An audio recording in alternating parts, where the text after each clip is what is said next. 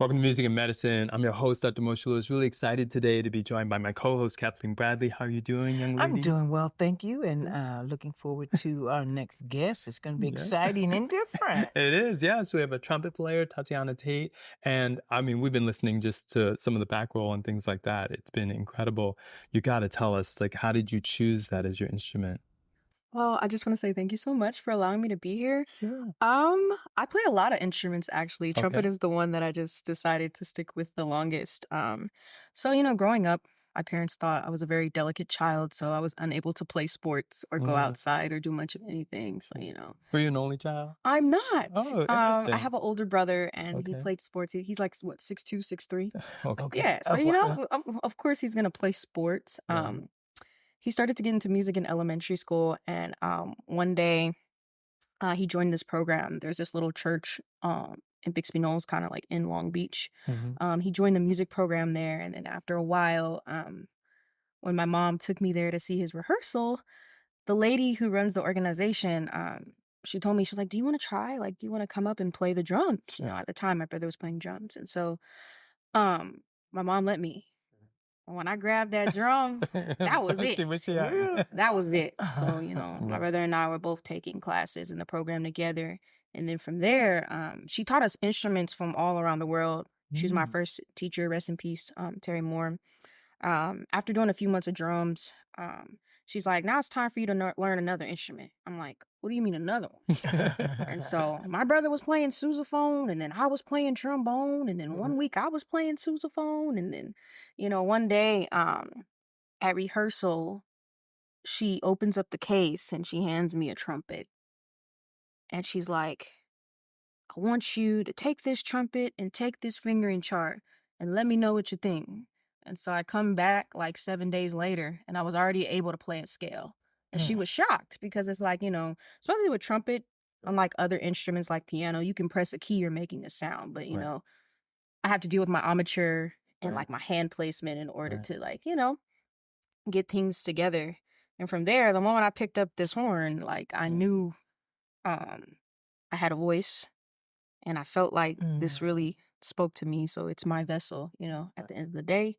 My brother and I, grew up playing together in church and different events. Our parents would, push us out on Thanksgiving, be like, all right, the kids are gonna perform again. And this Christmas probably triggers me the most. That song, I can't do that again. But yeah, that's kind of how I started. And then I continued on through middle school, high school, playing trumpet and doing drumline, and now I play professionally. So you're a child prodigy, actually. You really are.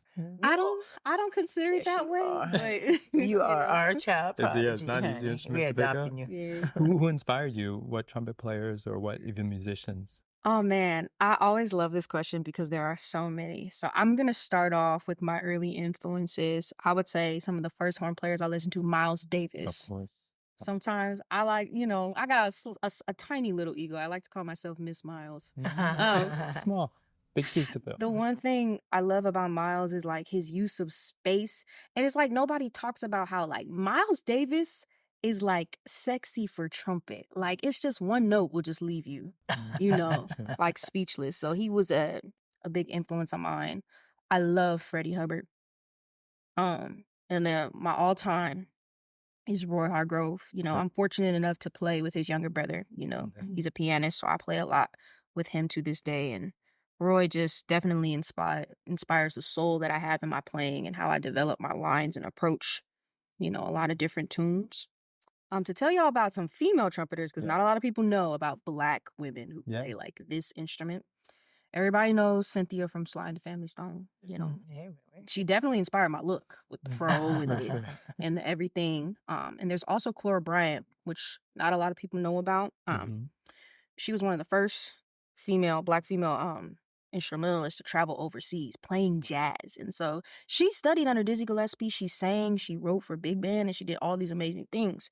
And I was fortunate enough to meet her. I think I was a sophomore in high school. I got to meet her before she passed. And that was just kind of like a full circle moment because it's like I'm listening to this woman and I had to dig to find like all the research about her and then meeting her and getting to play for her. And it just was really inspiring. So that's a few people that I really It's love. Sure. Well, you'll be inspiring us. What are we going to hear from you today?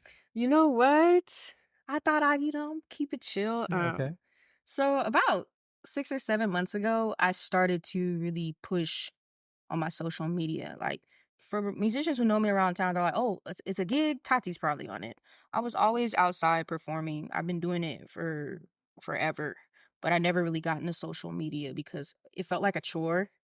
Then I had a friend of mine. It's a job. Yeah, she was like, "Hey, you should do these covers." She started doing them. Shout out to Kyla. Kyla Wright, bassist. She's fantastic. She's on tour with Janelle Monáe right now. She was like, "Girl, just post one video, and if you don't like it, take it down, archive it, whatever." Right. So the first song I decided to do at the time, this song called "Water" by Tyler, was hot, right? Yes. So I was like, let me just throw a little trumpet on there. Right. And then 64 takes later. What? I know, right? Why would you take Not a 64 perfectionist. takes? Oh yeah. Oh yeah. Not, definitely not.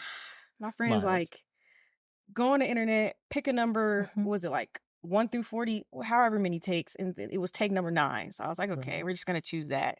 Sure. I synced up the video to the audio, and then I posted it. And all of a sudden, I started getting like all these notifications. People are like loving it. People are asking me like, "How did you do this? What type of horn do you play? What's your sound?" And I was like, "Oh snap! Like people like it, Right, Yeah. right?" There's And an then, audience here. right. And in my mind, I'm like, man, I went to music school, got a degree in jazz, and now I'm making cover songs. Okay, Sure. But I started doing that, and it really inspired me to see like, how I can reimagine the role of my instrument. Because I'm gonna tell y'all, 90% of my gigs I get are from convincing people that trumpet is better than saxophone. I'm telling you. I believe it. So I've been taking the time to reimagine the role of my instrument and just have fun, creating content and I love gigging and stuff like that. So yeah. Sure. Well, we look forward to hearing from you. I love your personality, Thank despite you. your humility. It's very bubbly and also, just a little bit mischievous. I love that. Ooh, Trying to really, mischievous? because challenging the norm. I see that. I see that in you. So, I really like that. So, Thank we look you. forward to hearing from you. Appreciate it. Wonderful. In a good I way. love it. Yeah. Thank you. Absolutely.